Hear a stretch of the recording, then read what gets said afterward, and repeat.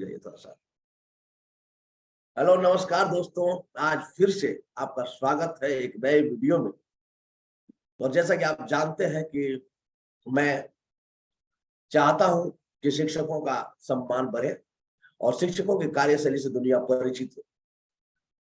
इसलिए परिचित हो कि दुनिया में अभी जो कम्युनिटी है, टीचर कम्युनिटी, उसकी बड़ी जरूरत है, उसको स्किल्ड होने का, उसको मोटिवेट होने का। तो उसी सिलसिला में आज फिर से पंजाब से हमारे बीच एक दूसरी शिक्षिका है, इनसे मैं आपका परिचय करवाऊंगा। लेकिन मैं चलिए आज पूरा फिर से बात करते हैं। 15 मिनट तक हमारे साथ बने रहिए। पिछले बार आपने इंटरव्यू देखा था, शानदार इंटरव्यू जपलीन कौर का, इसके बाद से इनका, और लगातार ये इंटरव्यू चलता रहेगा। तो आइए स्वागत करते हैं रविंद्र जी। रविंद्र जी, आपका स्वागत है। Thank you so much sir, thank you. Smart teacher hub के बैनर तले जी क्या हालचाल है आपके और कहाँ से आप जरा अपने बारे में बताइए। जी मेरे हाल चाल बहुत अच्छे हैं। आई होप आप भी अच्छे हो और भगवान करे सभी अच्छे रहें। तो मैं बेसिकली बिलोंग करती हूँ सिटी पट्टी, अमृतसर के नियर है और पंजाब में। और मैंने एमटेक डन किया हुआ है। मेरा अच्छे एकेडमिक स्कोर्स के साथ मैंने एमटेक डन की थी। उसके बाद मैंने एक जॉब भी की है फगवाड़ा में, म्यूनिसिपल कॉर्पोरेशन में पहले मेरी जॉब थी। वहाँ पे एज ए कंप्यूटर्स का ही काम था सारा। वो मैंने 4-5 महीने की। उसके बाद फिर अभी मुझे टीचिंग करने का अवसर मिला। तो अभी मैं being a chief learning officer in little millennium pre school में एज ए प्रिंसिपल और चीफ लर्निंग ऑफिसर दोनों काम मैं ही करती हूँ। अच्छा, ये एक मेरी बात बोल रही है आप, चीफ लर्निंग ऑफिसर, जी। ये नया शब्द है मेरे लिए। ओके। चीफ लर्निंग ऑफिसर, जी सर। और आपने एमटेक किया है। जी सर। तो पहले तो एम आप ये बताइए कि एमटेक करने के बाद आप टीचर कैसे बन गई, क्या टीचर क्यों बने? जी एक्चुअली सर क्या था कि एमटेक तो मैंने की थी। मुझे ना थीसिस करने का बहुत शौक था कि थीसिस करने हैं, कुछ नया सर्च करेंगे, कुछ जर्नल्स में पब्लिकेशंस होएगी। वो चीजें मुझे बहुत शौक थी करने के लिए। तो वो सीखने के लिए मैंने एमटेक की। अभी मैंने उसके आगे भी जाना है कि मैं चाहती हूँ कि मैं आगे भी किसी को गाइडेंस दूं कि कैसे कैसे एमटेक में क्या प्रोसेस होते हैं, कि जनरली क्या होता है। पर जो हमारे प्रोफेसर्स होते हैं ना, वो हमें गाइड नहीं करते हैं कि कैसे कैसे क्या कॉन्सेप्ट होते हैं, कैसे क्या करना चाहिए। तो कभी कोई मुझे पर्सनली पूछता है तो मैं उसको, इवन मैंने पीएचडी बंदों को भी गाइड किया अच्छा, रिगार्डिंग। आपने पीएचडी नहीं किया है, आपने एमटेक किया है, ठीक है। एमटेक करने के बाद आप टीचिंग करती है। टीचिंग मजबूरी में करती हैं कि इच्छा से करते हैं, मुझे टीचर ही बनना है? टीचिंग के लिए तो मुझे ये चाइल्ड साइकोलॉजी या साइकोलॉजी में मुझे बहुत इंटरेस्ट था। तो उसके रिगार्डिंग तो मैंने अपने शौक से करती हूँ। मुझे ये मैं सारी काम में अपने शौक से करती हूँ। लेकिन मजबूरी में नहीं करती है कि मतलब जबरदस्त हमको कुछ और नौकरी नहीं मिला, कोई और अच्छा जॉब नहीं मिला तो टीचर बन जाते हैं? बहुत लोग एक्चुअली ऐसा ही करते हैं। एक्चुअली सर पहला मेरी बैकग्राउंड जो है ना, तो वो थोड़े हमारे मिडिल क्लास फैमिली से तो वो अलाउ नहीं करते थे कि कहीं बाहर जाकर। इवन मुझे मुझे नौकरी करी। पता है बैंगलोर गुड़गांव जाती तो मेरा बहुत स्कोप था। But hmm. पेरेंट्स ने अलाउ नहीं किया बीइंग ए गर्ल। तो फिर ये रह गया मेरा। फिर मैं कर नहीं पाई। तो फिर मैंने रुकना तो नहीं था। फिर मैं चलती रही। बस चलना था मुझे। नहीं रविंदर जी, बहुत अच्छा, आपने एमटेक किया है। आप ने जो ये जो आप जॉब करती हैं, प्राइवेट टीचर है या सरकारी टीचिंग करती है, सरकारी जॉब करती है? Private private teacher. टीच ये आपने लर्निंग चीफ लर्निंग ऑफिसर का नाम लिया। चीफ लर्निंग ऑफिसर क्या होता है? चीफ लर्निंग ऑफिसर सर क्या होता है, मतलब एज ए प्रिंसिपल नहीं होता है। मेन काम उसका होता है काउंसलिंग करना, हम्म। काउंसलर। चीफ मैंने कैसे? लर्निंग ऑफिसर क्या होता है कि हमारा 2 मंथ्स के बाद हमारी ट्रेनिंग चलती रहती है। और जो जो नए कॉन्सेप्ट्स आते हैं रिगार्डिंग टीचिंग के, वो हमारी टीचिंग चलती रहती है। कंटिन्यूअस लर्निंग करने वाला जो होता है उसको हम चीफ लर्निंग ऑफिसर कहते हैं। मतलब आपका काम रहता है केवल सीखना और अपने टीचर को सिखाना, ऐसा आप बोलना चाहते हैं? जी, जी। टीचर्स जो को आप नई चीजें सिखाना, इवन सीखती हो। काउंसलिंग की भी बहुत सारे कॉन्सेप्ट्स हमें सीखने को मिलते हैं। जैसे सिंड्रोम्स बच्चे आते हैं ना, जैसे सिंड्रोम्स जिनको सिम्पटम्स होते हैं, उनको भी हम कैसे टीच कर सकते हैं, वो भी हाँ, हमें मिलता है नहीं सीखने के। आप तो एक नया काम शुरू बताना चाहिए, जैसे कि आपका जो काम है आपके विद्यालय में, वो ये है कि आप नई चीजें जो आएंगी उसको सीखेंगे, बिल्कुल, है ना? आप रिसर्च करेंगी जी। और रिसर्च करने के बाद से आप सीखेंगे और उसको अपने टीचर को सिखाती हैं। टीचर्स को भी इवन सर मैंने बता रही हूँ ना कि जैसे टीचर्स को तो मैंने सिखाना ही सिखाना है। जो हमारे सिंड्रोम्स बच्चे भी आते हैं, हमारे 4-5 बच्चे जो सिंड्रोम्स के हैं, इवन कईयों की थेरेपी भी चल रही है। अच्छा अच्छा। उनको कैसे टीच करना वो मैं अपने टीचर्स को बताती हूँ पहले कि ऐसे-ऐसे इनको कैसे अच्छा, जो जैसे स्पेशल बच्चे होते हैं। बिल्कुल। फिर हाँ, पहले मैं सीखती हूँ, फिर आगे मैं उनको बताती हूँ। फिर वो आगे मतलब वैसे ही चलता है आप जो प्रोसेस। काम कर रही हो स्पेशल बच्चों पे ही काम कर रही है, नॉर्मल बच्चों पे ही काम कर बिल्कुल, स्पेशल बच्चों के लिए भी काम होता है। रही नॉर्मल है। तो होता स्पेशल ही है। नॉर्मल तो होता ही है, आपका ये एक और दायित्व है कि स्पेशल बच्चों के लिए भी काम होता है। स्पेशल बच्चों के लिए भी काम होता है। जी सर। बहुत सही, बहुत सुंदर। आज एक चीज बताइए, आप टीचिंग कितना दिन से कर रही है लगभग? सर लगभग मुझे 1 साल हो गया है। लगभग 1 साल टीचिंग कर, 1 साल, 1 साल मात्र, 1 वन साल, ईयर तो बहुत 1 ईयर। बहुत कम दिनों का एक्सपीरियंस है। कोई बात नहीं, चलिए। आप टीचिंग का जो पेशा है, आप अभी बताइए कि ये मेरे दिल का पेशा करने का मन करता है। आज जो अभी अपने देश में चाहे यहाँ पे माहौल है कि उस माहौल में जैसे शिक्षक जो विशेष करके टीचर होते हैं, वो जब जी, नौकरी नहीं मिलती है तो उनको पढ़ने पे रुचि रहता है, नौकरी मिल जाती है तो पढ़ना नहीं चाहते। जी। क्या इस बात में कोई सच्चाई है? आपको लगता है कि ये सही है? नहीं ऐसा नहीं है। मैं इस चीज़ पे से नहीं मानती इस चीज़ को नहीं सच्चाई मानते, आप में। क्या मानती हैं? मैं ये मानती हूँ कि हम हमेशा ही लर्निंग की ओर ही हम जब टीच नहीं, करते हैं आप तब देखिए फिर से नहीं समझिए, है।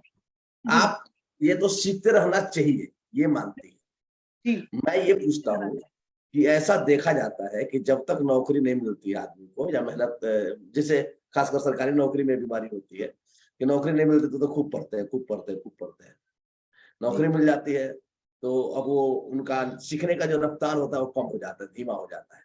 क्या ऐसा होता है? आपने ऐसा अनुभव किया है, कहीं देखा है? देखा तो मैंने जितने भी मेरी नॉन में मेरे टीचर्स भी हैं, इवन चलो मैं तो हूँ ही, मेरे नॉन में जो टीचर्स हैं ना, बट उनमें से मैं कुछ जो गवर्नमेंट टीचर्स हैं, उनको देखा है कि वो नहीं करते हैं। नहीं करते हैं, नहीं करते हैं, जी। नहीं पढ़ते हैं ना? इवन मेरे मासी हैं, रियल मासी भी टीचिंग है, बट वो उन्होंने अभी जो सीखा उसके बाद मैंने कभी उनके हाथ में बुक वगैरह कुछ नहीं देखा कभी भी।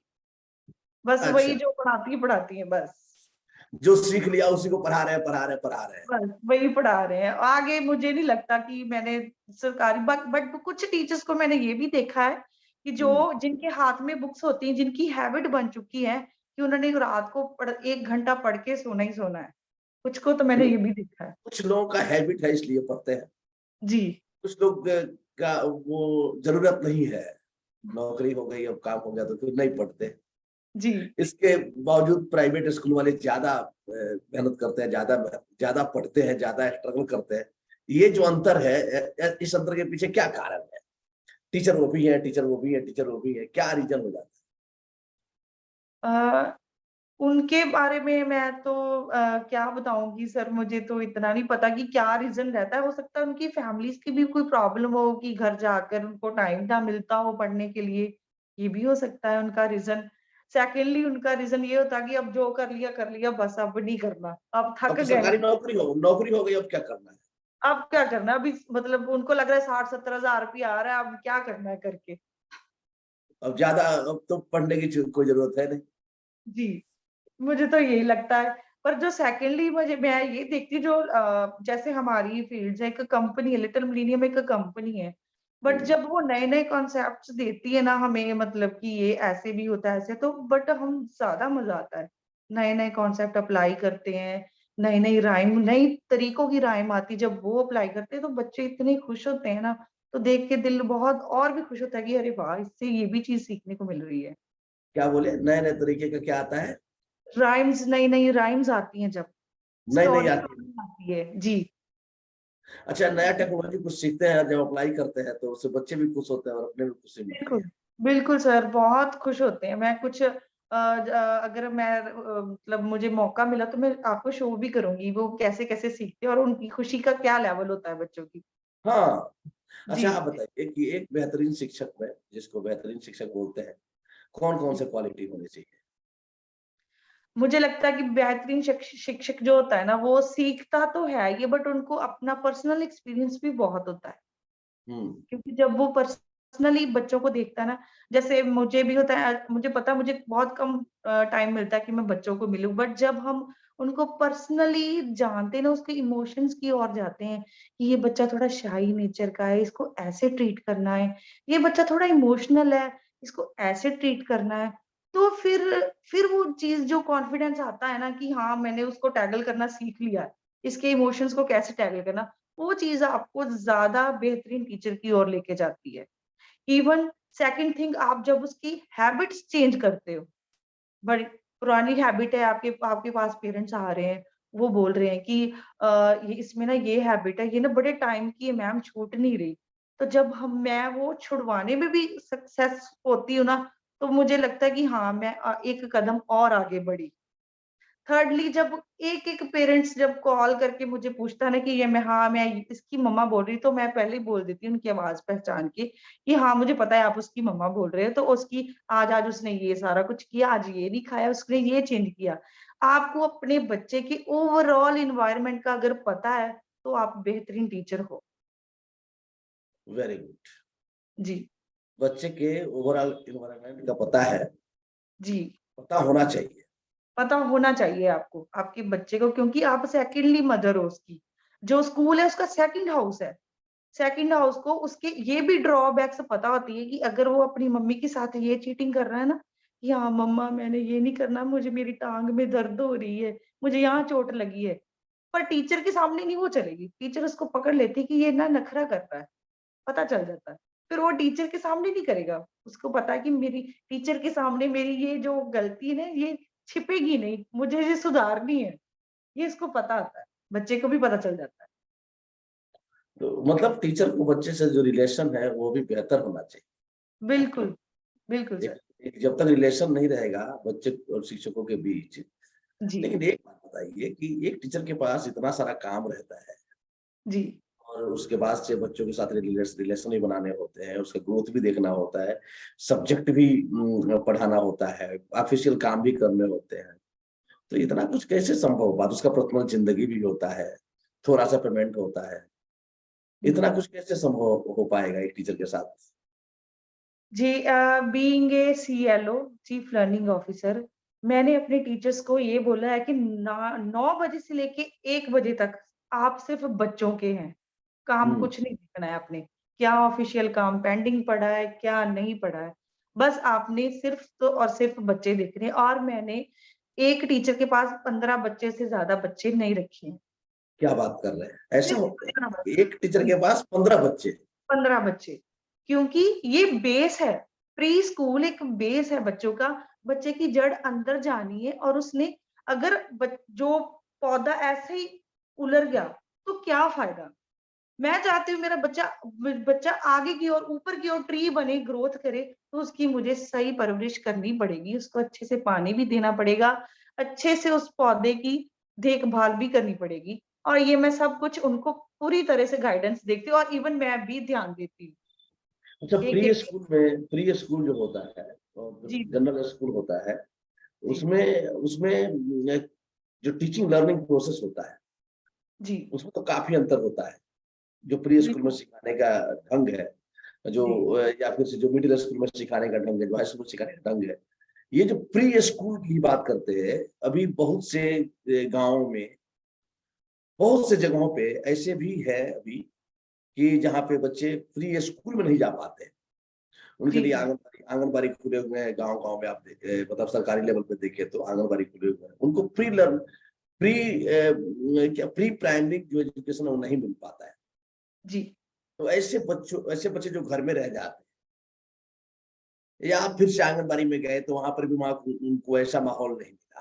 थोड़े से बच्चे हैं जो आपके क्या बोलते हैं कि डिजाइन्ड स्मार्ट लर्निंग सेंटर पे पहुंचते हैं, जहां आपके जैसे टीचर मिलते हैं। जी। बहुत से बच्चे हैं जो वहां नहीं पहुंच पाते हैं। उन माताओं को क्या करना चाहिए अपने बच्चों के प्रति? आप कुछ उनको सुझाव दीजिए। जी, क्या? मेरे अकॉर्डिंग से ना जो हमारे इंडिया की मदर्स है ना, जो मेरे अकॉर्डिंग, जैसे मैंने अपनी दादी, नानी को देखा है, अपनी मदर को देखा है, वो एक टीचर तो नहीं है, बट जैसे ही उनकी परवरिश हुई है ना, उसके अकॉर्डिंग मुझे लगता है कि अगर मॉडर्न मॉडर्न मदर्स ना बने, तो पुराने तरीके की मदर्स बने, तो मुझे नहीं लगता कि ऐसी कोई भी उनको टीचिंग की ज़रूरत है। क्योंकि वो मदर्स घर पे होती हैं, एक-एक चीज़ वो अपने बच्चों की नोट करती हैं। सबसे ज़्यादा उनका प्लस पॉइंट होता है कि वो बच्चे को ज़्यादा लाड कर के ना, वो नहीं करती कि ऊपर हाइपर एक्टिव नहीं करती हैं बच्चे को। बच्चे को पता होता है कि मेरी मदर काम कर रही है और मैंने कोई शरारत नहीं करनी, नहीं तो जो भी मेरी माँ के हाथ में होगा वो लगेगा। उनको पता है। तो वो जो बेसिकली जो गाँव की लेडीज़ होती है ना, वो अपने बच्चों को खींच के ही रखती हैं, जो चीज़ें हमारी जो बिग सिटीज़ में वो नहीं करती, जिसके कारण उनको प्री-स्कूल में जाना पड़ता है। अच्छा, आप ये कहना चाहती हैं कि जो मदर हाउसवाइफ है, जी, होम मेकर है, जी, उनके बच्चे तो प्री स्कूल में 9वीं जाए तो काम चल जाएगा। चल जाएगा, उनका चल जाएगा सर। प्री स्कूल खासकर उन लोगों के लिए बना हुआ है जो लोग कामकाजी महिलाएं हैं, जी सर, स्पेशली आप ये कहना चाहती हैं, जो बिल्कुल, काम बिल्कुल। हैं। लेकिन आप सही में देखिए, तो अभी समय आ चुका है कि एक खास वे में, एक खास तरीके से बच्चों के मेंटालिटी को डिजाइन करने की जरूरत है, क्योंकि अलग-अलग तरीके के माहौल में बच्चे पल रहे हैं। जी सर, अब यदि 2 साल की अवस्था तक, अभी तो रिसर्च यही कहता है कि 2 साल की अवस्था तक बच्चों को आप जैसा चाहे वैसा बना सकते हो। बिल्कुल सर, चा बिल्कुल। 4 साल की अवस्था तक तो सारा भाषा सीख जाता है, उसके बाद से उसको होल्ड करना मुश्किल हो जाता है। हुँ, तो ये सारे रिसर्च तो कह रहे हैं, तो ये तो सब पे काम करेगा ना। तो फिर भी कोई टिप्स ऐसा जो 2-3 काम एक मदर को करे, तो बच्चा प्री स्कूल में नहीं जा रहा है, तो भी उसका एक सब्स्टिट्यूट उसको मिल गया। कि एक मिल गया कि चलो भाई नहीं प्री स्कूल में जा रहा है, फिर भी ये 3 काम यदि कोई माँ कर रही है, तो बच्चा एक खास दृष्टि से विकसित होगा। तो वो 2-3 काम क्या होना चाहिए? सर वो 3 काम मेरी नज़र से 3 काम ये होने चाहिए। फर्स्टली, अगर आप अच्छा पैसा भी अच्छी फैमिली से भी बिलॉन्ग कर रहे हो ना, तो हुँ, आप बच्चे को चीज़ ऐसे दें कि जैसे उसको पता है कि मैंने ये काम कर लिया तो मुझे ये चीज़ मिलेगी। मतलब अच्छा, ज़िद पूरी ना करें, उनको एहसास दिलाएँ, उसको पैसे की कीमत पता चले कि जिससे उसको ये पता चले कि हाँ, ये चीज़ मुझे आसानी से मिलने वाली नहीं, मेरी मम्मा मुझे आसानी से देने वाली नहीं। तो उसका बेस अच्छा बनेगा कि उसको ये नहीं होगा कि मुझे अभी यही चीज़ मिल जाए, डिज़ायर ना पूरी हो। फर्स्टली तो डिज़ायर पूरी ना करें। कोई भी लेडी हो ना, फर्स्टली ये काम करे। सेकंडली, उनकी चीज़ों को नोट करें। घर पे हो चाहे लेडी, चाहे बाहर पे, उनको नोट करें कि बच्चे कौन-कौन सी ज़िद करते हैं। जैसे खाने के रिगार्डिंग ही बच्चे बहुत सारी ज़िद करेंगे। आज मैंने ये नहीं खाना, आज मैंने वो खाना है। हाँ, कभी-कभी उनकी ज़िद पूरी कर दी कि हाँ, चलो आज मैं दे देती हूँ उसको ये खाने के लिए। तो वो दे दो, बट डेली ना दें, ताकि उसका जो बेस है, बच्चे का जो बेस है, वो बच्चे को पता हो कि मुझे आसानी से कोई भी चीज़ मिलने वाली नहीं। और तीसरा, ज़्यादा लाड-प्यार ना करें बच्चे को। क्यों? हम चाहते हैं कि हमारा बच्चा इमोशनली स्ट्रॉन्ग हो। आजकल के बच्चे बहुत वीक है। अगर आपने थोड़ा-सा भी डाँट लगा दिया ना, तो वो रोना स्टार्ट कर देते हैं। नहीं, अगर आपका बच्चा किसी ज़िद के कारण रो भी रहा ना, उसको मत रोकिए, रोने दें। पहले लेडीज़ ऐसे करती, रो रहा ना तो रोने दो। 2 घंटा रोएगा, 3 घंटा रोएगा, पड़ा रहने देते थे। 3 घंटे बाद वो उठ के अपने आप आ जाता था, अपने प खेलने लग जाता था। तो हमें ये चीज़ें करनी चाहिए, हमारी इंडियन संस्कृति है, इसको कभी नहीं तोड़ना चाहिए। ये चीज़ें करते रहेंगे तो आगे जाके आपके जो बच्चे ना अपने माँ-बाप की सेवा करेंगे, उनकी वैल्यूज़ को समझेंगे कि कैसे-कैसे अब उस उनके पेरेंट्स ने उसको पाला है, कैसे उसकी परवरिश की है। अगर पेरेंट्स चाहते हैं ना कि मेरे मेरे बच्चे हमारी सेवा करें, हमारी बात मानें, तो उनको थोड़ा-सा स्ट्रिक्ट एनवायरनमेंट ज़रूर दें। अच्छा आप बताइए कि एक बच्चा मोबाइल के चक्कर में बहुत रहता है। जी सर। बच तो आप as a teacher, as a क्या बोलते हैं, साइकोलॉजी, बच्चों जो बच्चों की साइकोलॉजी आप जानती है, जी सर। तो अभी इस टाइम जो आप नया रिसर्च कर रही है, उसमें बच्चे के हाथ से मोबाइल कैसे दूर जाएगा? सर उसके रिगार्डिंग मैंने एक वीडियो भी बनाई थी, यूट्यूब पे भी डाली है मैंने।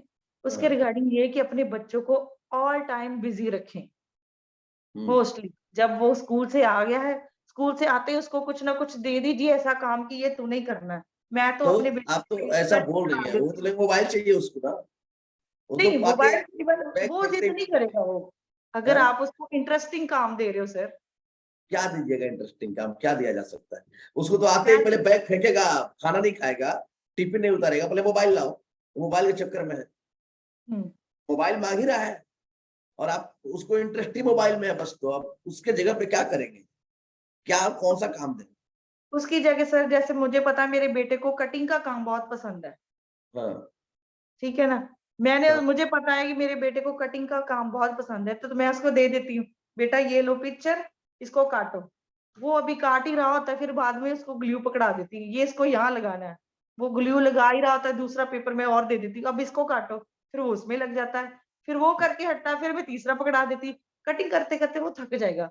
हाँ, सो मैं जाएगा। थक गया हूँ, फिर मैं उसे बोलती हूँ कि मोबाइल तुझे तब मिलेगा अगर तू मुझे साइकिल चला के दिखाएगा। ठीक है, हाँ, फिर वो साइकिल चलाने लग जाता है। ऐसे करते-करते वो शाम जब हो जाती है, करते-करते मैं काम में इसको लगाए रखती हूँ।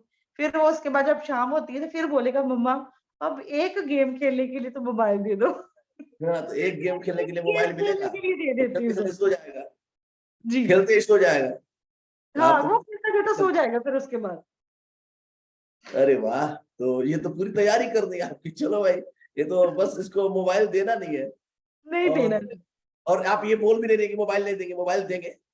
बिल्कुल, बिल्कुल सर, मैं बोलती भी नहीं उसको, उसको पता है मुझे कटिंग का काम पसंद है, फिर मैं डेली उसको ना रिसर्च करती हूँ उसके ऊपर और इसको क्या पसंद है, स्कूल से टीचर से भी पूछ लेती हूँ कि आज उसने इंटरेस्टिंग वे से कौन-सी एक्टिविटी की, तो वो हाँ, बता देते हैं कि आज ना उसने ब्लैक बोर्ड पे लिखने का बड़ा शौक है उसको। मैं नेक्स्ट डे ब्लैक बोर्ड ले आई घर पे, मैंने कहा चल अब सारा दिन लिखो, फिर वो लिखता रहा सारा दिन, आज मैं एक हाउस बनाऊँगा, आज मैं एक चिड़िया बनाऊँगा, वो बनाते-बनाते एक दिन वो भी गुज़र गया।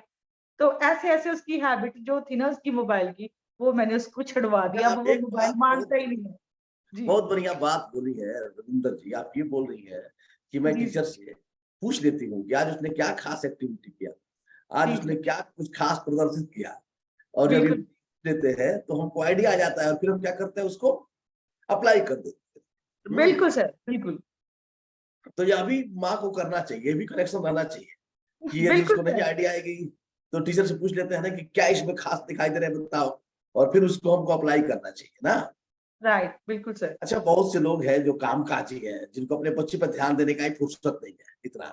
वो लोग कैसे करें कि बच्चा मोबाइल को छोड़ के मोबाइल पे कम एंगेज रहे? अब तो आपको जैसे मान लीजिए स्टेप बाय स्टेप आप चार्ट बना दिए कि अब अभी आएगा तो ये कराएँगे, उसके बाद से कुछ-कुछ लोगों के 2-3 बच्चे हैं, ये भी एक समस्या है।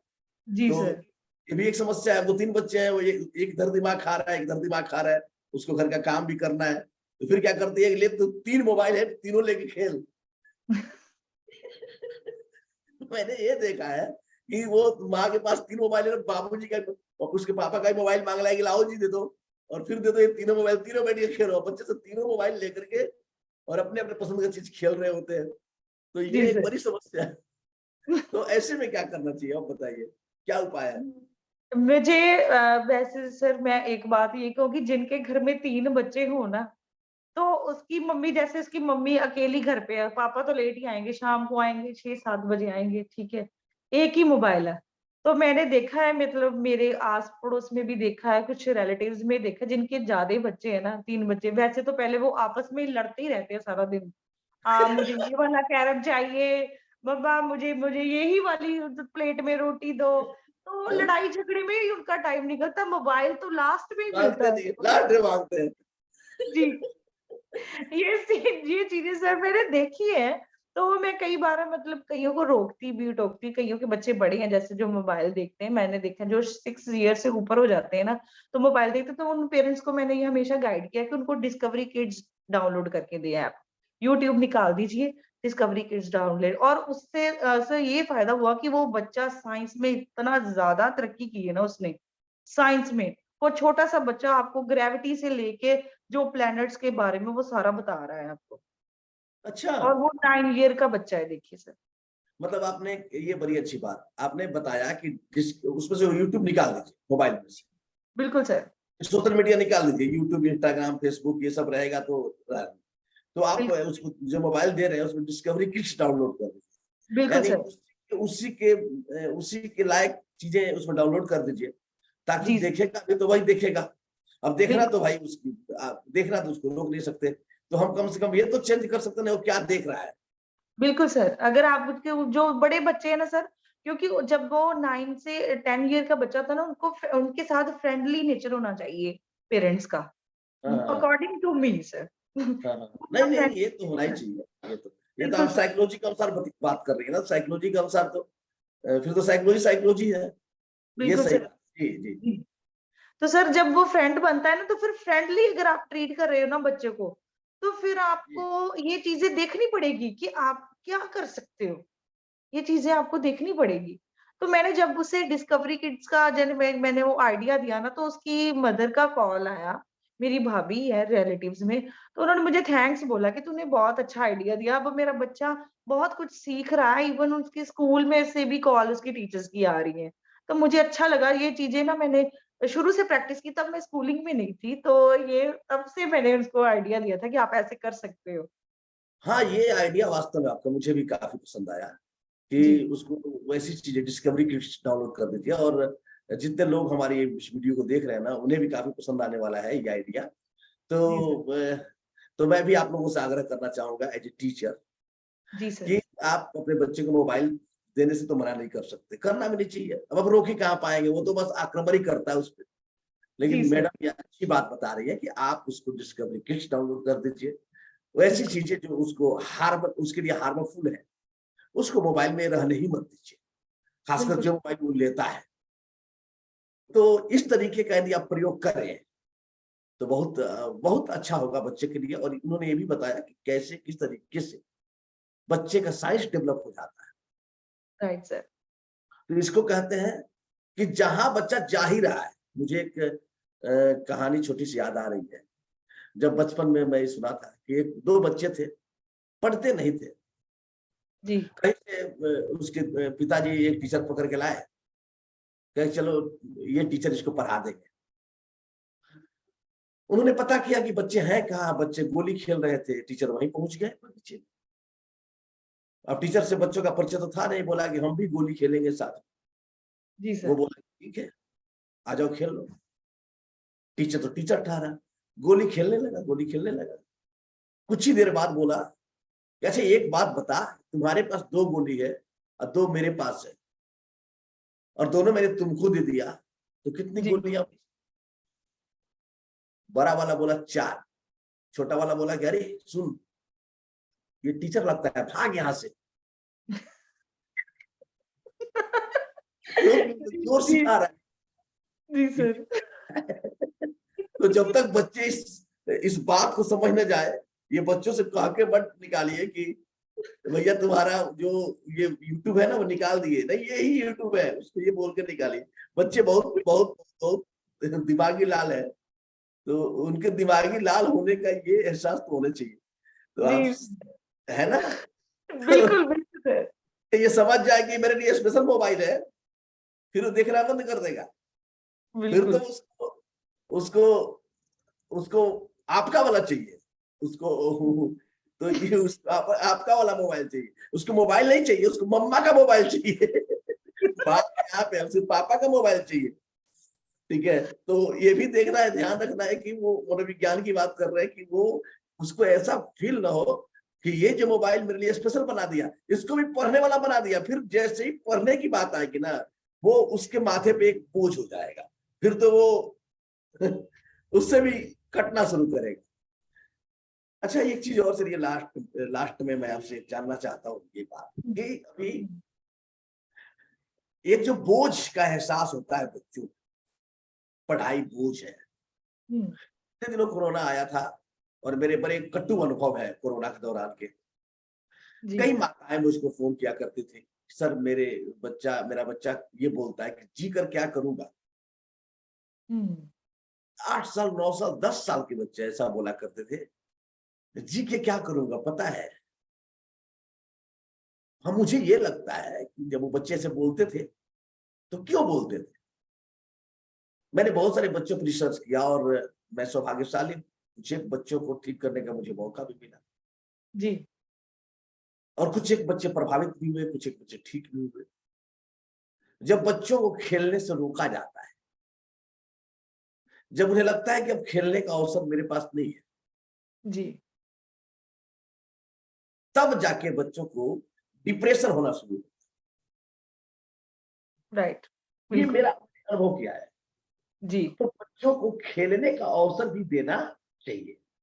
तो ये आपसे मैं जानना चाहूंगा, कुछ लोग माता पिता लोग अक्सर आप देखिएगा, मैंने तो देखा है बहुत, अरे चल पढ़, बैठ के पढ़, अभी नहीं खेलना है, बैठ के पढ़। खाना खाया, लंच किया, घर पे आया, बस्ता उतारा और वो डंडा लेके शुरू हो गए, पढ़ तुम पढ़। और पढ़ पढ़ इतना ना कर देते हैं कि पढ़ने से उसकी एलर्जी हो जाती है। राइट। ऐसे माता पिता को आप क्या सलाह देना चाहेंगे एज ए टीचर? जी। मैं एज़ ए टीचर माता-पिता को तो सलाह दूँगी, बट मैं एज़ ए टीचर टीचर्स को भी ये सलाह दूँगी जी। कि अगर बच्चा आपको दिख रहा है ना कि कोई बच्चा आज बोर हो रहा है, कुछ बच्चे को आज मज़ा नहीं आ रहा, तो उसको इंटरेस्टिंग एक्टिविटीज़ करवा दो कुछ। मैं तो चाहती हूँ सभी क्लासेस में ही अप्लाई होना चाहिए। जैसे आपने देखा कि बच्चा जब रिसेस होती है ना सर, रिसेस के बाद क्या होता है कि बच्चे ना थोड़े लेज़ी हो जाते हैं। कुछ खाना-पीना खाया होता है, खेल के आए होते हैं। बड़े स्कूलों की बात बता रही हूँ सर। तो लेज़ी हो जाते हैं। तो आपको लग रहा है कि हाँ, बच्चे लेज़ी हो गए हैं, ठीक है? आज का म्यूज़िकल का सिस्टम है, ठीक है? म्यूज़िक हर किसी के मोबाइल में है, ठीक है सर? बहुत अच्छी मतलब छोटी-छोटी गेमिंग की ना म्यूज़िक चलती है, वो हम्म। चला दो, बच्चे आराम से एक्टिवली करेंगे, उनको स्टेप्स बताओ, वो आपको फ़ॉलो करेंगे और उसके बाद उनका मूड देखना कितना फ्रेश होता है सर। तो बड़े आराम से पढ़ेंगे। ऐसा ही प्रोसेस घर में होना चाहिए सर। पता है आपको पता है बच्चा स्कूल से आया है, थका आया है, ठीक है? थका आया उसके बाद आपको पेरेंट्स को ये नहीं बोलना चाहिए कि सीधा पढ़ पढ़ तो अभी बैठ तेरा एग्ज़ाम है। नहीं, उसे बोल राजे आराम से तेरा मन है मोबाइल देख, नहीं देखना है टीवी देख। जो बड़े बच्चे हैं थोड़े सर, मैं उनके बारे में बात कर रही हूँ। टीवी देख, टीवी देखने के बाद फ्रेश होके तू आराम से पढ़, ठीक है? फिर तो बच्चे को ये भी पता होना चाहिए कि हाँ, मेरा ये टाइम है, अभी मेरी मम्मी ने मुझे खेलने के लिए भी दे दिया टाइम, मेरी मम्मा ने मुझे खाने के लिए भी टाइम दे दिया है, अब मुझे शाम को मुझे भी पढ़ना चाहिए। वो बच्चा भी ऑनेस्टी जानता है, अगर आप पेरेंट्स ऑनेस्ट हो ना बच्चों के साथ, तो बच्चा भी डेफिनिटली अपने पेरेंट्स के साथ ऑनेस्ट होता है सर। डांट डपट नहीं करे तो ज्यादा बेहतर। बेहतर है सर, यदि बिल्कुल। बच्चों को ऑनेस्टली हम टीच करेंगे और ऑनेस्टली उनके प्रति हम प्रेम भाव से भरे रहे, आपको लगता है यही बोल रहे हैं? बिल्कुल सर, प्रेम भाव से। जो हाँ। बड़े बच्चे उनके साथ तो प्रेम भाव जी इवन सर छोटे बच्चे मेरा बेटा ही है, जैसे उसको भी मैथ का रिटन करने का ना उसको शौक नहीं है, वो खुश नहीं होता, तो उसको मैंने बिठाना होता है काम के लिए। तो फिर वो उससे बोलती है, "चल आज तेरी फन एट होम में ना कटिंग वाला वर्क भी आया है और ना साथ में वो भी वाला भी आया है। हम ना उसपे वो लगानी है कुछ बटन्स लगाने हैं, उनकी ना ड्रेस डिज़ाइन करनी है बच्चों की। वो आती है सर उसमें एक्टिविटीज़ आती हैं। अच्छा तो गम से हँस लगाएँगे, अच्छे-अच्छे बटन लगाएँगे। मैं कहा हाँ, ठीक है। फिर वो बैठ जाता है, वो बटन्स लगाता है, फिर वो सूट डिज़ाइन करता है। पहले वो खुश हो जाता है कि अरे मैंने ये काम कर लिया, फिर धीरे से मैथ वाली बुक भी उसके टेबल पे ऐसे सरका देती हूँ, कि अब इसकी बारी, अब ये करेंगे। फिर वो कहता है अच्छा उसके बाद फिर करेंगे मम्मा कटिंग वाला? मैंने कहा हाँ, फिर करेंगे। चलो ठीक है। फिर फटाफट से मैथ का वर्क करके फिर भी दोबारा लग जाता है दूसरे में। इंटरेस्टिंग वे से करवाते जाओ, बच्चा कभी बोर सर नहीं होएगा। ये अब मेरी गारंटी है, जितना मैंने जान लिया ना कौन-कौन से मेथड से बच्चे को ट्रीट करना है, तो बच्चा कभी बोर होएगा ही नहीं, बड़ा होकर भी नहीं होएगा सर। Very good. बड़ा होकर भी बोर नहीं होगा। और आजकल जो आने वाली समस्याएं है ना, महामारी, अब हैजा राइट, और प्लेग नहीं आने वाला है।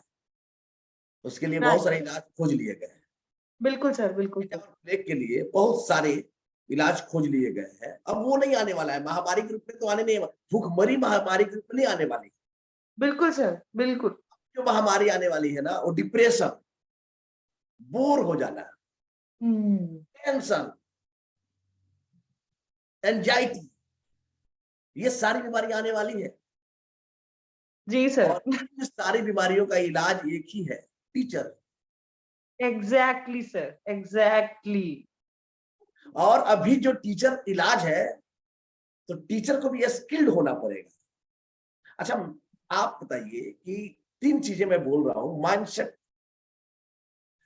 स्किल सेट और राइट। Tool set.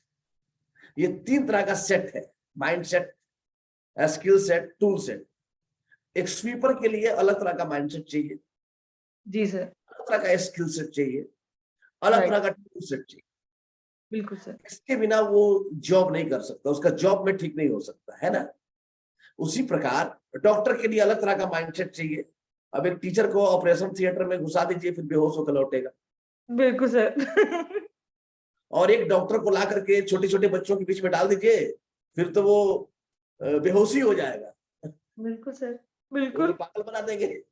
तो उसके लिए अलग तरह का माइंडसेट, स्किल सेट, अलग तरह का टूल सेट चाहिए। राइट ठीक है। सर। जी। तो टीचर के लिए जो माइंडसेट चाहिए, स्किल सेट चाहिए, टूल सेट चाहिए, ये एक बार जैसे हम खरीद लिए ये मोबाइल तो 3 साल तक चल रहा है, ऐसा है कि एक बार डिग्री ले लिए, एक बार डिप्लोमा ले लिए, या लगातार प्रतिदिन अनवरत सदैव हमको अपने स्किल सेट पे, माइंडसेट पे, टूल सेट को अपडेट करते रहने की जरूरत पड़ती है। जी, जी, मैं सर बिल्कुल इस चीज़ से एग्री हूँ कि हमें इन तीनों चीज़ों को मतलब सीखते ही रहना चाहिए। अभी लास्ट ही हमारी ट्रेनिंग लगी है टीचिंग के ऊपर ही, तो उन्होंने बताया कि टीचर को अच्छा बच्चे बोर बैठे हैं, तो कैसे एंट्री करनी है आपने, इस बार न्यू बताया गया उसको। स्किल सेट भी है, टूल सेट भी सर मैं आपको साथ में बता रही हूँ।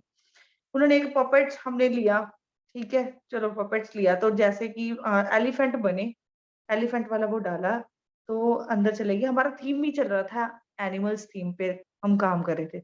तो वो बन के गया, हा, हा, हा, हा, हा, मैं हूँ आपका फ्रेंड एलिफेंट।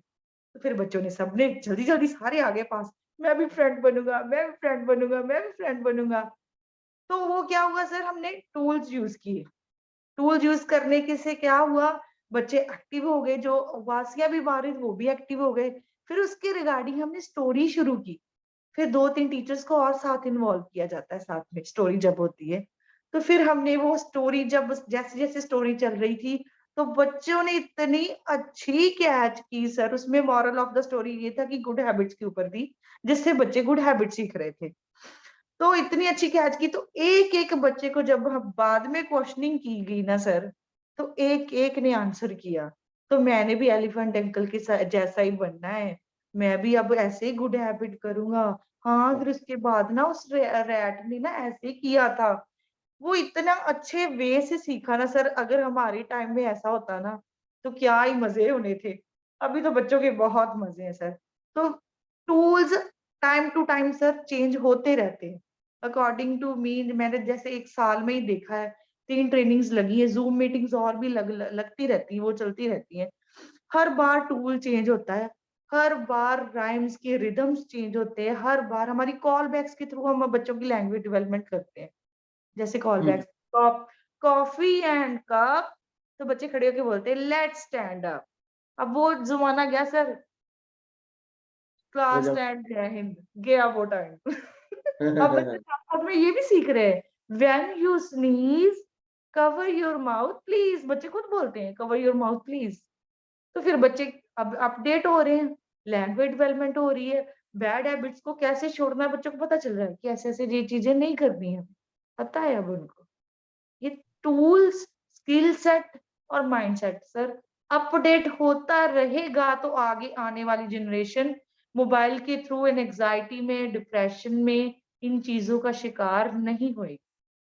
वेरी गुड, बहुत बहुत धन्यवाद। आप बहुत ही अच्छा से, मतलब नो डाउट माइंड ब्लोइंग, आपने इस साक्षात्कार को सफल बनाया है। और आप जो बता रही हैं, बहुत सारे टूल्स, बहुत सारे टेक्निक्स और जी बहुत सर। सारे माइंडसेट टिप्स आपने दिया, पेरेंट्स के लिए, टीचर के लिए, स्टूडेंट्स के लिए, और खास करके प्री स्कूल के लिए तो आप एकदम परफेक्ट, प्री स्कूल के बच्चों के लिए तो परफेक्ट चीजें आपने बताई हैं। और दरअसल मैं आपको थोड़ा सा मैं अपना परिचय बता दूं चलते चलते। मेरा नाम डॉक्टर दुर्गाचरण पांडे है और मैं जी, एजुकेशनिस्ट हूँ। जी सर। और मेरा एक अभियान है। मैं जहाँ से बिलोंग करता हूँ, जहाँ पे मैं पैदा हुआ, जहाँ पर मेरा घर है या जहाँ पे मैं नौकरी करता हूँ, दोनों एक ही जगह पे है। तो कॉलेज में नौकरी करने के योग्यताएँ और डिग्रियाँ जो भी है वो मेरे पास है। मैं प्रोफ़ेसर बनना चाहता था। लेकिन मैंने देखा कि प्रोफ़ेसर बनने में क्या है कि कॉलेज में बहुत सारे बच्चे पढ़ने नहीं आते, बहुत थोड़े बच्चे पढ़ने आते हैं। Right school sir. में आते बच्चे पढ़ने आते हैं। मैंने जी, ये देखा और मैंने सोचा कि कॉलेज में प्रोफ़ेसर बनने से अच्छा है कि स्कूल में प्रिंसिपल बनते हैं। तो फिर भी मैं इंटर कॉलेज में प्रिंसिपल बना और अपने यहाँ। लेकिन जब मैं प्रिंसिपल बन के गया और जिस लोकेलिटी में और जिस वातावरण में हम हैं बिहार के, वो जी, शिक्षा की दृष्टि से काफ़ी मतलब संसाधन की दृष्टि से बेहतरीन है। बट एजुकेशन की दृष्टि से मैं कहूँगा कि अभी यहाँ पे चीज़ें शुरू ही हो रही हैं। बहुत सारे स्कूलों में बच्चों की संख्या ज़्यादा, शिक्षकों की संख्या कम। तो जो इस तरह की वीडियोज़ हम बनाते हैं, उस तरह के आप इसका जैसे इंटरव्यू लिए, तो ये यूट्यूब पे तो चलता है, ये और बात है। लेकिन हम उस तरह के शिक्षकों की एक कम्युनिटी निर्मित कर रहे हैं, जहाँ पे लाखों शिक्षक इस चीज़ को देखते हैं और समझते हैं, प्रेरित होते हैं। जी तो सर। अ, इसको हम नाम दिए हैं कि स्मार्ट टीचर हब। जी smart sir. Teacher hub smart teacher hub इसलिए मैं कहता हूँ कि अभी टीचर की नहीं, अभी थोड़ा स्मार्ट टीचर की ज़रूरत है। एग्ज़ैक्टली सर, एग्ज़ैक्टली, बिल्कुल। हाँ, वो जी, माइंड के लेवल पे थोड़ा स्मार्ट हो, थोड़ा शरीर के लेवल पे भी स्मार्ट हो। अब छत्ता और वो टोपी वाला ज़माना कुछ तो जा रहा है। अब जी सर। टीचर अंदर से अंदर कुछ एक जैसे पहले क्या था, टीचर बड़ी गूढ़-गंभीर हुआ करते थे। Right sir. आप मैं भी देखो टीचर को देख लीजिए तो मतलब आपको डर पैदा होना चाहिए टीचर को देख के। हम लोगों ने यही सीखा है। टीचर को देखे और डरे नहीं तो इसका मतलब टीचर वो असली वाला नहीं, नकली वाला टीचर, राइट। ठीक है? तो जी सर। अभी टीचर को देख के जो बच्चा डर जाए, तो वो ज़माना नहीं है। अब टीचर को क्या है, अब टीचर को देख के बच्चा उसकी तरफ अट्रैक्ट हो, तो इसके लिए तो स्मार्ट होना। एग्ज़ैक्टली, बिल्कुल सर। अब टीचर को देख के बच्चा टीचर के पास नहीं आ रहा है, कन्नी काट के जा रहा है, तो समझ लीजिए टीचर में अब कुछ ना कुछ प्रॉब्लम है। हुँ, तो बहुत सारा माइंडसेट चेंज हो रहा है, टीचर का स्वरूप बदल रहा है, समाज की डिमांड बदल रहे हैं। और बिल्कुल सर। ऐसी परिस्थिति में हम आपके जैसे शिक्षकों का साक्षात्कार लेते हैं और आपसे आग्रह विनती करते हैं कि आप लोग जो जो कुछ भी अनुभव कर रहे हैं उसका छोटा-छोटा वीडियो बनाइए। और हमारी जी, कम्युनिटी, ये कम्युनिटी हमारी नहीं है, मतलब टीचर की है, बिल्कुल सर। उस शिक्षकों की है। वहां तक हम लोग नॉलेज पहुंचाना चाहते हैं, चीजों को पहुंचाना चाहते हैं। जहां तक अभी गूगल तो पहुंचा है, जी सर। लेकिन गूगल अभी मात्र पहुंचा ही है सुदूर गांव। गुड़गाँव। सुदूर गांव में गूगल तो अभी पहुंचा ही है, मतलब अभी गूगल अभी लोग उसको टूल के रूप में यूज नहीं कर पा रहे, इक्का दुक्का लोग कर पा रहे हैं। तो इस तरीके के लोगों को एक कम्युनिटी बना के, और मेरा मानना है कि हर औसत शिक्षक में एक महान शिक्षक सो रहा है। जी सर, जरूरत बिल है कि उसको जगाया जाए और हम लोग इसी को जगाने के अभियान पे है। चूंकि मेरा मानना है, जैसे आप उनसे पूछिएगा कार्ल मार्क्स के कि पूरी दुनिया, कार्ल मार्क्स के से कि दुनिया की तमाम समस्याओं का समाधान क्या है, जी तो वो सर। बताएंगे कि लोग धन, सबके पास बराबर पैसा हो जाएगा तो समस्या समाधान हो जाएगी। जी, वैसे ही मुझसे पूछिएगा दुनिया की समस्याओं का समाधान कैसे होगा, तो मैं कहूँगा अच्छे टीचर हो जाएंगे तो समस्याओं का समाधान हो जाएगा। जी तो सर, ये बिल्कुल। चीजें हुँ, है ना? तो राइट सर। आप इस इंटरनेशनल लर्निंग कम्युनिटी के लिए क्या कहना चाहेंगे? क्या इसकी ज़रूरत थी? सर कम्युनिटी के लिए मतलब जो जैसे अकॉर्डिंग टू मी जैसे ना मुझे मज़ा आ रहा है कि 2 से लेके 6 ईयर तक बच्चों पर काम करने का मुझे बहुत मज़ा आ रहा है सर। मैं बीइंग ए टीचर गिन लीजिए मुझे मैं ना बहुत डीप में जाती हूँ उनके एक्सप्रेशंस जो होते हैं अगर वो आज जो मतलब इतने दिन से जैसे बच्चा ठीक आ रहा है तो एक दिन रो रहा है तो मैं उसको स्पेशल काउंसलिंग देती हूँ उस बच्चे को, कि बच्चे क्या हुआ? घर पे कुछ हुआ है? किसी ने कुछ किया फिर वो बच्चे बता भी देते हैं कि हाँ, आज मेरे सामने मेरे मम्मा-पापा की फाइट हुई है। तो मम्मा हाँ, ने तो पापा ने ऐसे बोला, वो बोल देते हैं। कुछ नहीं वो छुपाते हैं। तो फिर मैंने जब मैं उसको काउंसलिंग करती हूँ ना, तो वो फिर मुझे पता चल जाता है कि आज उसका पढ़ने का मूड नहीं है। तो फिर मैं स्पेशल ट्रीटमेंट ये देती हूँ कि उनको बोलती हूँ कि जाओ बेटा, आज आप ना पार्क में जाओ, जो स्कूल की पार्क बनी है, तो वहाँ आराम से खेलो, अपनी फेवरेट टीचर को साथ में दे दो। मैं देती देती हूँ उनको स्पेशल कि हाँ, जाओ अपनी टीचर को ले जाओ। उनकी जगह मैं किसी और की ड्यूटी लगा देती हूँ। फिर वो स्पेशल ट्रीटमेंट में ज़रूर बच्चे के दिमाग में फिक्स हो जाता है कि ये जो मेरी मैम है ना, मेरी फ्रेंड है, तो मैंने अपने दिल की बात जो है ना, मैं इससे कर सकता हूँ। अगर घर पे वो किसी से से नहीं बता कर देते हैं। सकता, तो वो मेरे साथ वो कर सकता है शेयर। तो फिर वो रिलैक्स हो जाता है कि हाँ, आज मैं खुश हो गया क्योंकि मैं अपनी मर्ज़ी से खेला भी हूँ। ये टाइम देना चाहिए, हम सबको ही देना चाहिए। इवन जो हम गवर्नमेंट स्कूल की बात करी ना सर, ये गवर्नमेंट स्कूल में अब वो चीज़ें नहीं होनी चाहिए। वो अब थोड़ा चेंज करना चाहिए इन चीज़ों का। क्योंकि बच्चे हमारा भविष्य है आने वाले टाइम में। और सर मैं एक मैसेज सबको देना चाहती हूँ, मेरे दिल से ख्वाहिश है कि वो सबको जाए वो मैसेज। अपनी भारतीय संस्कृति को सर मत भूलें। सभी को मैं बोलना चाहूँगी, being a mother, being a teacher, हम ये मत भूलें कि हम भारतीय हैं, क्योंकि फॉरेन कंट्रीज़ का बहुत कुछ चीज़ें फॉलो हो रही है सर, बहुत कुछ। और कुछ चीज़ें उसमें गलत भी हैं सर। क्यों? हम्म। वहाँ पे पेरेंट्स की सेवा के लिए बच्चे हाज़िर नहीं होते सर। और यहाँ पे जो पेरेंट्स की डेडिकेशंस होती है ना अपने बच्चों के रिगार्डिंग, तो पेरेंट्स एक्सपेक्ट करते हैं। वो एक्सपेक्टेशंस के अकॉर्डिंग ही हम बच्चों को ऐसी परवरिश दें, ऐसी गाइडेंस दें कि वो बच्चे अपनी माँ-बाप की इज़्ज़त करें, कि उन्होंने मेहनत के साथ, बहुत मेहनत से बच्चों को पाला होता है। तो ये चीज़ ना हम ना भूलें लोगों को देख के। हम अपनी भारतीय संस्कृति को कभी छोड़े ना, इसी कारण ही भारत महान है, क्योंकि हमारी सोच ऐसी है, हम अपने बच्चों को इमोशनली स्ट्रॉन्ग करते हैं। बाहर 90% सर एंग्जायटी और डिप्रेशन के लोग शिकार हैं। हमारे इंडिया में कम है अभी रेशो, और पर ये भी बढ़ रही है आगे।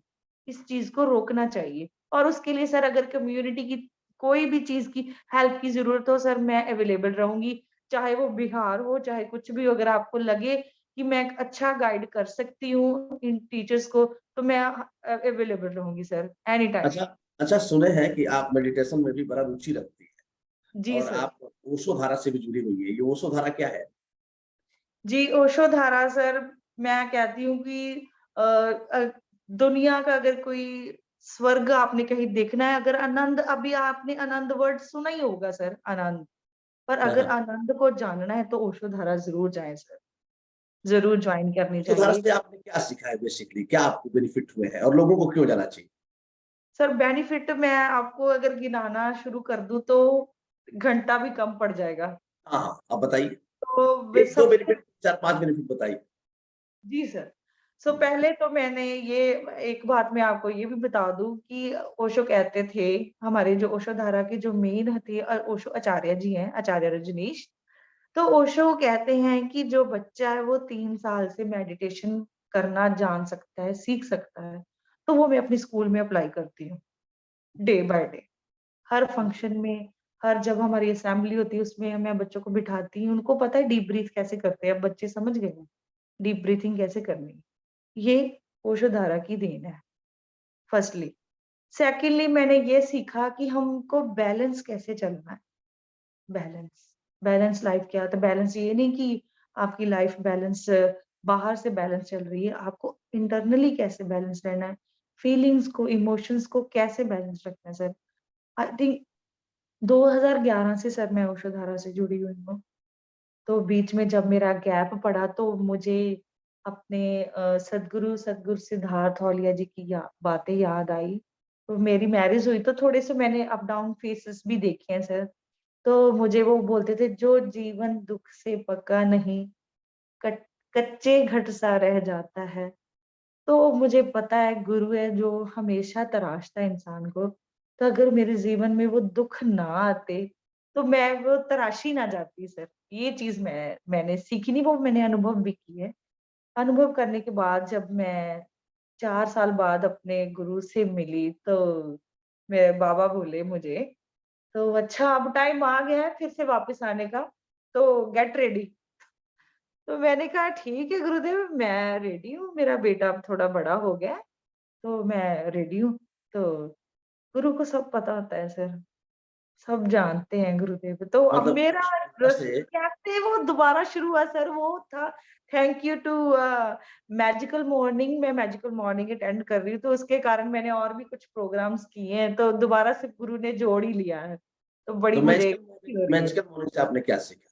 क्या बेनिफिट हुआ आपको? मैजिकल मॉर्निंग से सर मुझे लगता है जो मेरा पुराना, जो मैंने सब कुछ भूल गई थी। मेरी एक फ्रेंड है जपलीन, जिसकी आपने इंटरव्यू ली थी, मेरी हाँ, फ्रेंड जपलीन, हम तब 2011 से ही हम फ्रेंड हैं।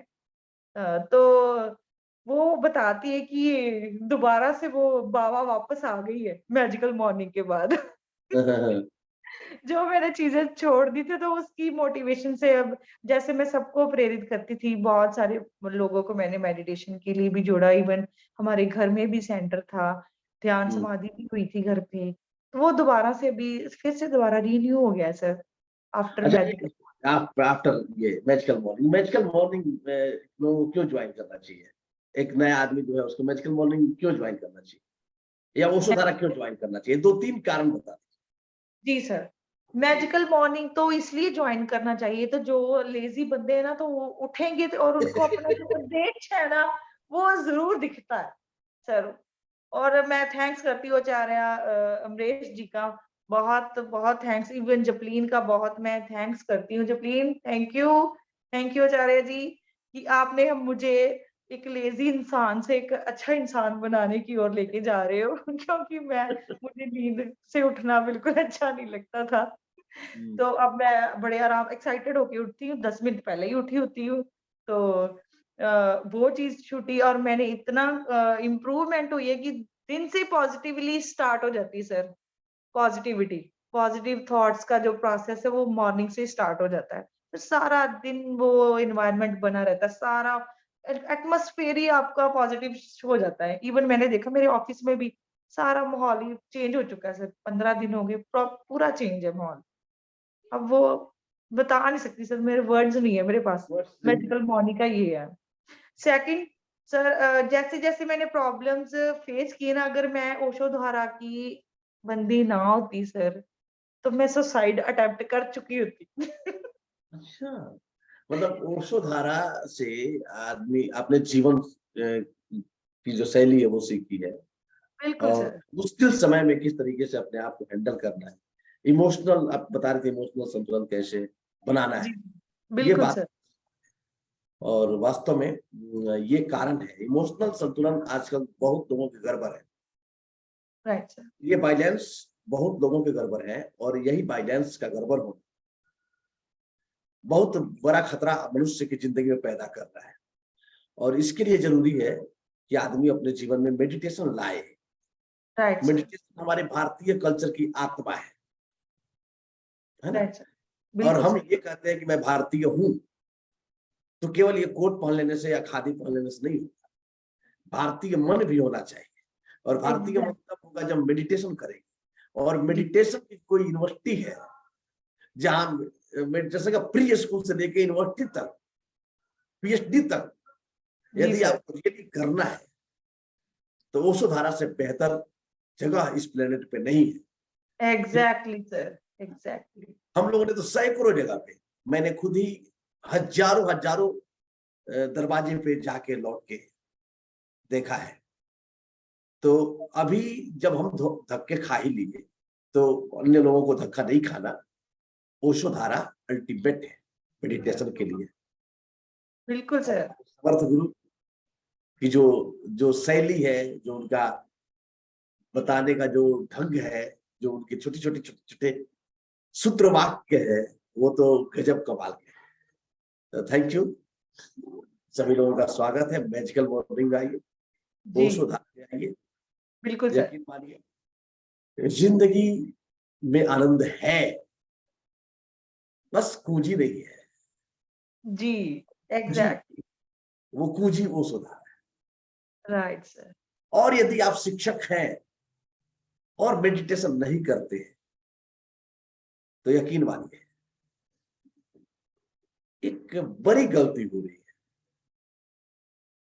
बिना मेडिटेशन का आदमी प्राणी हो सकता है, मनुष्य नहीं।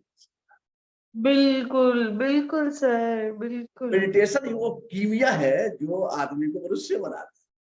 मेरी एक किताब पासवर्ड आप जरूर पढ़ें। उसमें मैंने बताया है किस तरीके से आप अपने अंदर की तमाम शक्तियों को बाहर निकाल सकते हैं और राइट उसकी सर, मास्टर की क्या है मेडिटेशन। बिल्कुल sir. Thank you very much. Thank you thank you so much Ravi sir, जी, ने थैंक इतना यू। समय दिया और इतनी सारी चीजें आपने बताई और ये छोटे-छोटे खंडों में ये वीडियो आपको मिलता रहेगा। कभी 2 मिनट का, कभी 5 मिनट का। यानी समझिए कि ये बहुत ही टाइम तक चलेगा। 1 घंटा का लगभग इंटरव्यू हमने रिकॉर्ड किया है। जी चूँकि सर, 5-5 मिनट का, कभी 5 मिनट का, कभी 2 मिनट का एडिट करके जिस हिसाब की ज़रूरत होगी उस हिसाब का ये वीडियो बनता चला जाएगा। आप भी अपने चैनल पे डाल सकते हैं क्योंकि हम लोगों का ये नहीं है कि हम ये मेरे ही चैनल पे पड़े, आप कहीं भी डाल सकते हैं। अच्छी जी, चीज़ें किसी भी तरीके से प्रचारित होनी चाहिए बिल्कुल और सर। हमारा टीचर हब है उसके लिए शिक्षकों के लिए कोई भी अच्छी चीज़ आपके पास हो, तो आप ज़रूर हमें उपलब्ध करवाएँ और जल्द ही श्योर, मिलते हैं श्योर सर। दूसरे तब तक बिल्कुल के सर, इवन सर मैं टूल्स भी बताऊँगी। जी, जैसे टूल्स जो ईज़िली अवेलेबल हो जाए, गवर्नमेंट स्कूल में भी हो जाए। तो वो हुँ। टूल्स मैं आपके साथ ज़रूर शेयर करूँगी सर। ईज़िली एकदम ऐसा कुछ टूल्स हो ना तो आप ये ज़रूर बनाइएगा और ये वीडियो जैसे कि आपको जब भी लगे कि नहीं हम बना सकते हैं, तो जी, मैं वहाँ से लाइव का लिंक दे दूँगा। आप वहाँ से सीधे लाइव करके लोगों को बता सकते हैं। ठीक श्योर है? Sir, sure. बिल्कुल सर। उस बारे में बात करते हैं, ठीक है? सर बहुत इसलिए खुशी होगी अगर मौका देंगे सर, मुझे बहुत खुशी होएगी। ये वो बिल्कुल, बिल्कुल। ये तो हम कर ही रहे हैं। ये तो हमारी हमको खुशी होगी कि आप ऐसा हेल्प जी करेंगे। सर, मैं तो रेडी हूँ सर, मैं तो चाहती हूँ। इवन पेरेंट्स का भी अगर साहब आप सर आप कोई पेरेंट ओरिएंटेशन प्रोग्राम भी रखेंगे ना, तो हाँ, मुझे ज़रूर चाहे बिल्कुल, आधे बिल्कुल। घंटे के लिए मौका देना, मैं पेरेंट्स को सर ज़रूर कन्विंस करूँगी, उनको समझाऊँगी कि कैसे-कैसे हमें भारतीय संस्कृति नहीं छोड़नी। इवन सद्गुरु भी कहते हैं कि हुँ, हमें हुँ। अपनी भारतीय संस्कृति दोबारा से वापस लेके आनी चाहिए सर। भारतीय संस्कृति को सद्गुरु के शिष्य लोग ज़रूर लेके आएँगे। जी, श्योर सर, ज़रूर लेके आएँगे हम। चलिए तो मेरा दूसरा प्रोग्राम है, फिर मिलते हैं। Thank you ma'am. Sure sir, thank you so much sir.